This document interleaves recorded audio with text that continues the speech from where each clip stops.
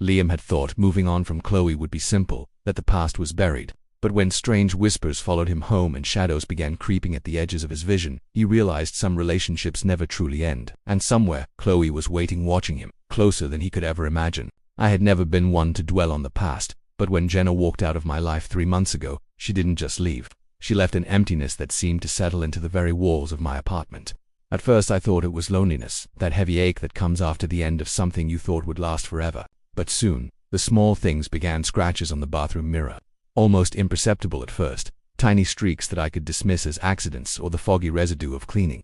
I told myself I was imagining it, that my mind was exaggerating, that grief had made me hypersensitive. But it didn't stop. One night, lying awake in the darkness, I caught a faint smell, sweet floral, unmistakably her perfume, lingering in the corner of the room where she had once slept. My chest tightened and I tried to tell myself it was impossible. She didn't live here anymore. She didn't even have a key. I forced my eyes shut, telling myself it was my memory playing tricks on me, a cruel echo of familiarity that my mind had conjured. Still, it returned the next night, stronger this time. I could trace it from the hallway to the bedroom, and it seemed to cling to me, wrapping around my shoulders, crawling along the back of my neck like an invisible hand. I kept checking the locks on the doors, peering out the peephole, even imagining she had never truly left. But of course, that was impossible. Then came the shadows.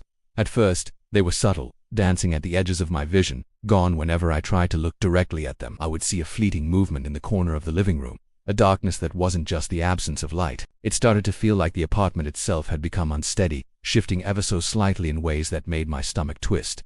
And then there was the tapping. Slow, deliberate, impossible to ignore. It came from the bedroom, the living room, sometimes even the kitchen. I convinced myself it was the building settling, old pipes, or rodents, but deep down, I knew better. It wasn't random. It was a rhythm, deliberate, intentional, as if someone or something was marking its presence, counting the seconds, counting me. One night, exhausted from days of restless sleep, I sat on the edge of my bed and stared at the bathroom mirror. The scratches were deeper now, jagged, frantic, like nails scraping desperately across the glass. My reflection stared back at me, pale and hollow, and I could swear the shadows behind me moved differently than usual, twisting in ways that made no sense. My heart pounded, each beat deafening in the silence, and I felt a shiver creep along my spine. And then I felt it, a breathy unnatural against the back of my neck. It was soft, almost intimate, but it made my blood run cold. My body froze as my mind struggled to make sense of it. I didn't hear her footsteps, I didn't see her, but the sensation was undeniable, and with it came the whisper of a name, the faintest murmur that made my skin crawl. Mine. I spun around. The room was empty. Nothing. My heart raced, my lungs ached, and yet I could still feel the weight of her presence pressing against me, an invisible hand gripping my shoulders. I backed away slowly, unable to tear my eyes from the mirror, from the scratches, from the shadows that seemed to slither closer, coiling along the edges of the reflection like smoke. I tried to rationalize it, to convince myself it was a dream, that exhaustion and grief were bending reality.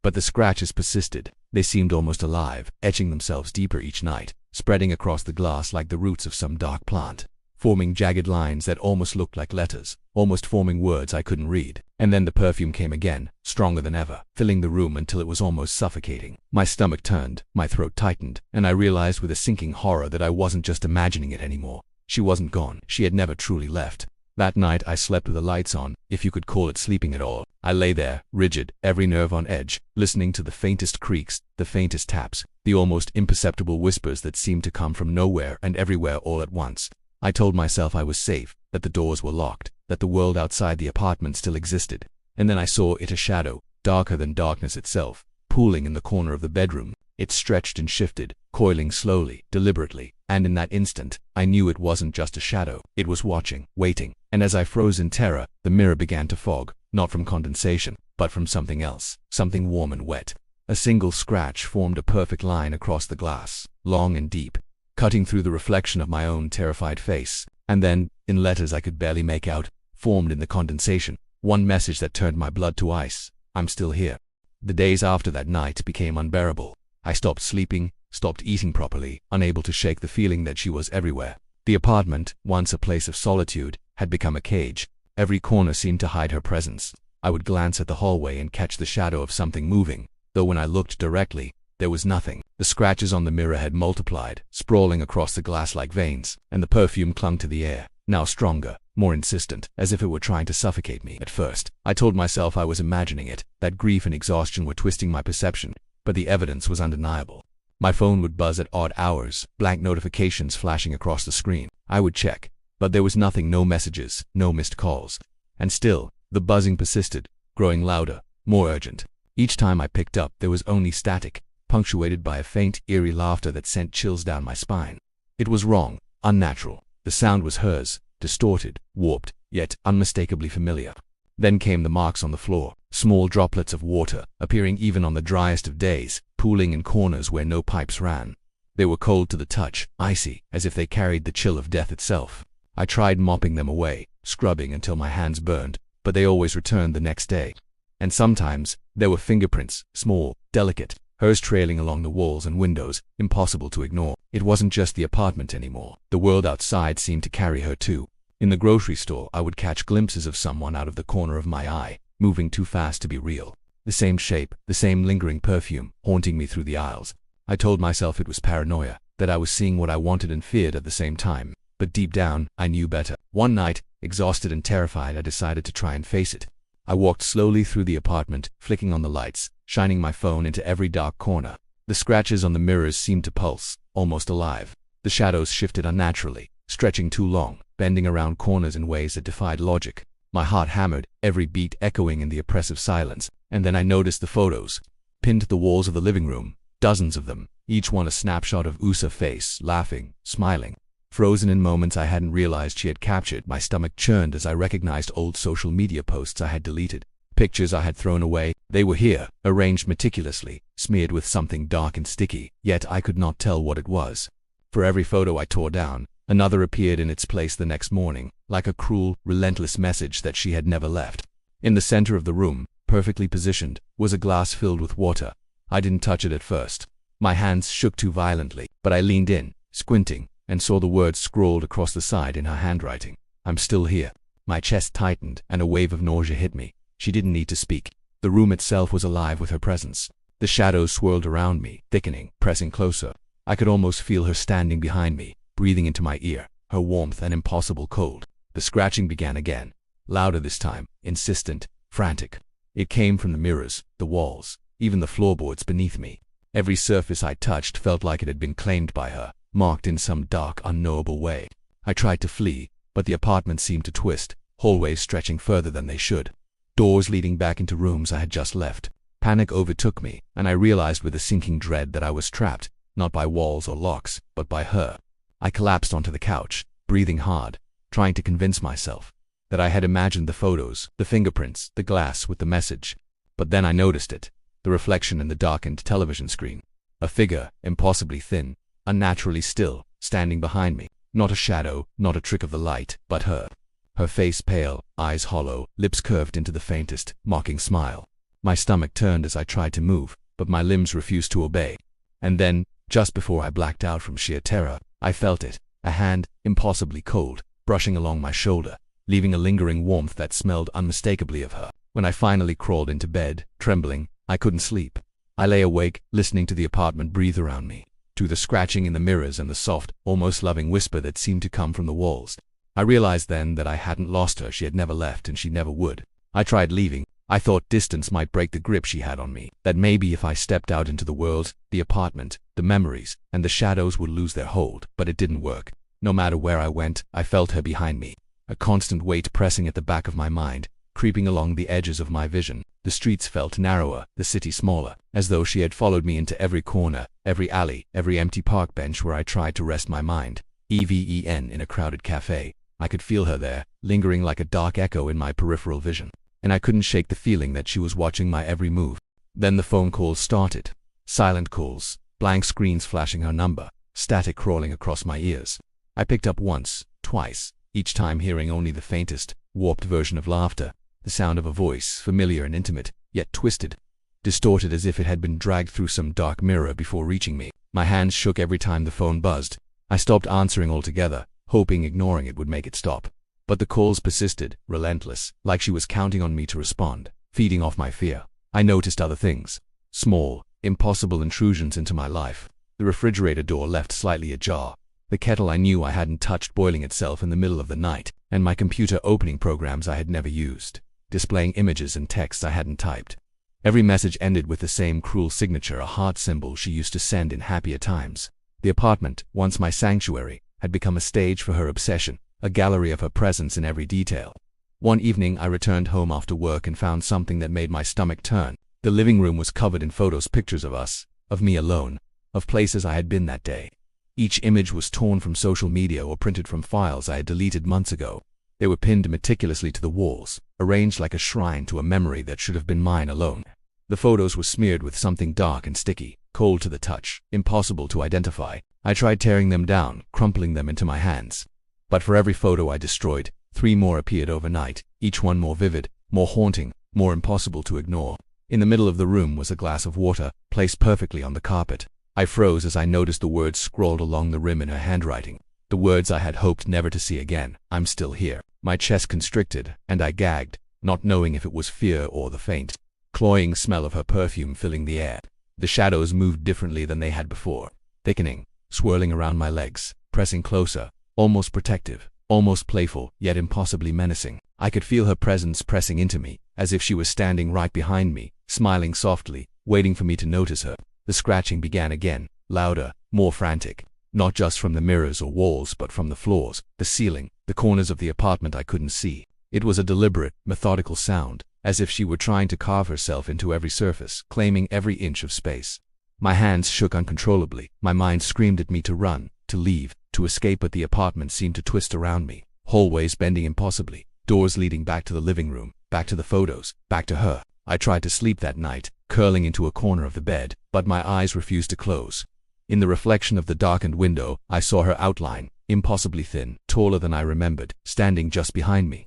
Her eyes were hollow, black pits that seemed to swallow the room whole, yet her lips curled into a faint, mocking smile. I couldn't move, couldn't breathe, couldn't even blink. My body refused to obey, frozen by some force I couldn't comprehend. Then I felt it, a hand, impossibly cold, resting on my shoulder. Not lightly, not casually, but with an intentional weight, pressing, reminding me that she was still here, still real, still watching.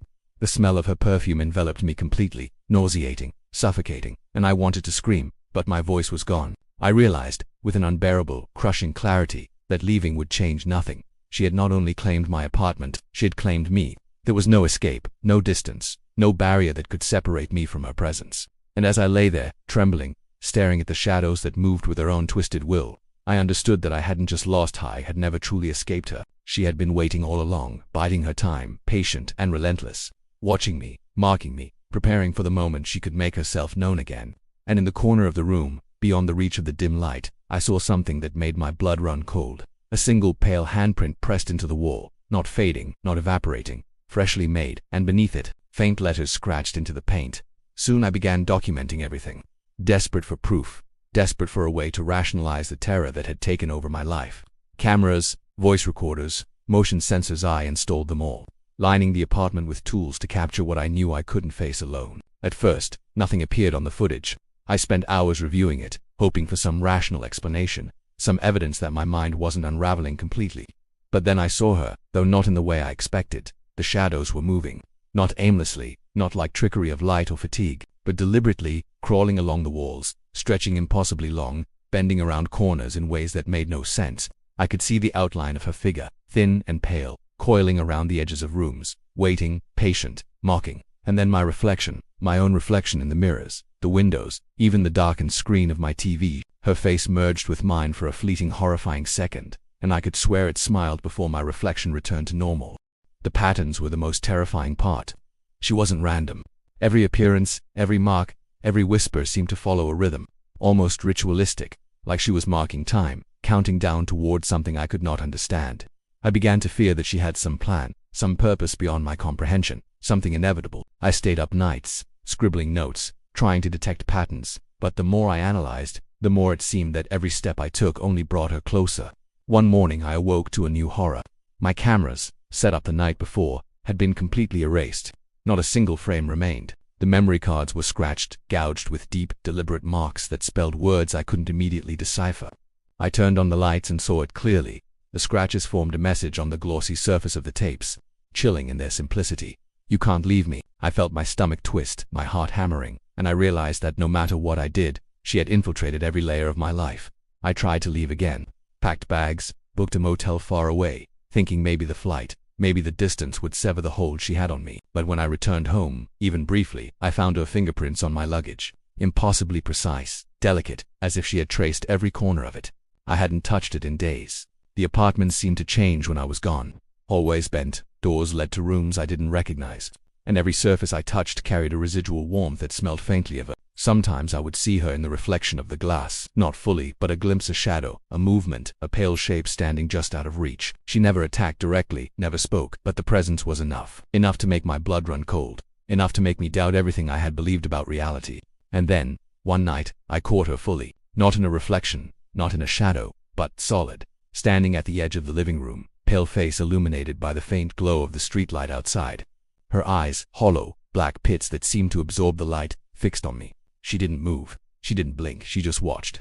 I could feel her anticipation, the weight of her presence pressing down, making it nearly impossible to breathe. I wanted to scream, but no sound came.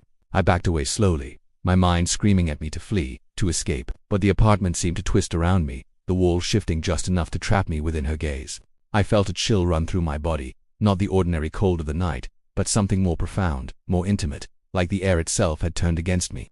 And then I saw it on the floor, a trail of footprints. Small, delicate, perfectly formed, leading from the hallway to the living room, each print impossibly fresh, wet, yet leaving no sound when I stepped near them. They stopped at her feet, or where her feet should have been, and the floor around them was stained with something dark, sticky and cold. I couldn't identify it, didn't want to, but it smelled faintly of her, that sickly sweet perfume I had tried so hard to forget. I stumbled backward, tripping over a loose rug, falling against the wall, and when I looked up, she was closer, not moving, not stepping, just closer. The shadows thickened, swirling around her like a cloak, and I understood with a sickening clarity that I was trapped in her world now. There was no escaping. No amount of distance, no amount of proof, no rational explanation could undo what she had done. And as I lay there, trembling, the room dark but for the faint glow of the streetlight, I felt her breath on my neck again. I wanted to run, to fight, to scream, but I could do nothing. And in the mirror across the room, I saw her smile, that same mocking, knowing smile, and beneath it, etched faintly in condensation, the word that would haunt me forever. Forever. I finally abandoned the apartment. I thought that leaving, moving to a new city, would break the hold she had on me, that the shadows, the scratches, and the smell of her perfume would vanish with distance. But it didn't. I tried to convince myself it was a relief, a fresh start. The first few nights were tolerable, though sleep never came easily. I could feel her in the corners of my vision, fleeting glimpses of movement that vanished when I turned my head. The shadows followed me, creeping along the walls of my new apartment, subtle, patient, but unmistakably her. At first I thought it was paranoia, the residue of months of terror twisting my perception. But the signs became undeniable. Objects moved on their own. Doors I was certain I had locked were open. Small things, at first a misplaced book, a chair slightly askew, but soon it escalated. I would come home to find my apartment rearranged, photographs placed in positions I had never chosen, items I didn't own left on counters. Every trace of normality had been rewritten, and the invisible hand of her obsession was unmistakable. Then came the calls. The silent ones at first, the ones I had ignored in my previous apartment. Blank screens, buzzing relentlessly, static flowing through my ears, punctuated by her distorted laughter. I stopped answering altogether, hoping the silence would repel her. But it didn't. I began receiving messages on my phone that I had never typed, images of myself asleep, captured from angles only someone inside my apartment could have known. Each message was signed with that familiar heart she had once used to mark her affection. My stomach churned, fear rooting me to the spot as I realized that distance had changed nothing. Months passed in this state of creeping dread. I moved again, thinking that perhaps constant relocation would keep her at bay. But no matter where I went, the same marks followed: the scratches on mirrors, the faint smell of her perfume, the shadows at the edge of my vision. It was as though she had etched herself into my life permanently, an unshakable presence that transcended time and space. I began to dread sleep more than wakefulness, for even in dreams she was there, whispering, watching, waiting. Then, one evening, I returned from work to find a package on my doorstep. No return address. I felt a cold rush of fear as I hesitated before opening it. Inside was a single photograph. My blood ran cold as I recognized it instantly. It was me, asleep in my new apartment. I hadn't been watched. I hadn't left the apartment unguarded. Someone or something knew exactly where I was. I dropped the photograph, my hands shaking violently, and then I saw it in the image. Behind me in the corner of the bedroom, a shadowy figure standing perfectly still. Not a trick of light, not a reflection. Her pale, impossibly thin, hollow eyes staring straight at me, smiling faintly with the same cruel amusement I had seen months ago. I wanted to scream, to run, to tear the photograph apart, but my hands were frozen, as if she had some control over me even through this small, flat piece of paper. I felt a chill in the air and turned instinctively, and for the briefest moment, I thought she had appeared in the room with me. The apartment was empty, yet the air was thick, heavy, almost alive. The perfume was there again, sickly, sweet and suffocating, lingering closer than it should have been. My heart pounded, my chest ached, and I realized, with a kind of terrifying clarity that leaves no room for hope, that she had never truly left. Distance was irrelevant. She existed wherever I did. I backed away from the photograph, my eyes scanning the corners of the room, the shadows stretching unnaturally across the walls. And then I saw it in the reflection of the glass on the floor, a second figure behind me. Not me, not a shadow. Her standing, smiling, patient, as though she had been waiting all this time. The air around me tightened, pressing against my chest, and I felt that same icy breath along the back of my neck. I wanted to flee, wanted to leave, but I knew it was futile. Wherever I went, whatever I did, she would be there. And then, in that moment, I understood the terrifying truth. She hadn't been haunting me. She had claimed me, not physically, but in some deeper, darker way that I could not fight. And even as I stood trembling, staring at the photograph and the reflection behind me, I realized she had been smiling all along because she had won. The last thing I remember before collapsing to the floor was the faint, echoing whisper of a name. My name, carried on the air like a promise I could never break. And somewhere, just out of reach, she smiled. I am not safe. I will never be safe. And yet, even as I write this now, months later, I feel her watching, lingering, waiting. And sometimes, when I see a shadow stretch across a wall or a perfume drifts through the air, I know she is closer than ever. The chase has not ended. It never will.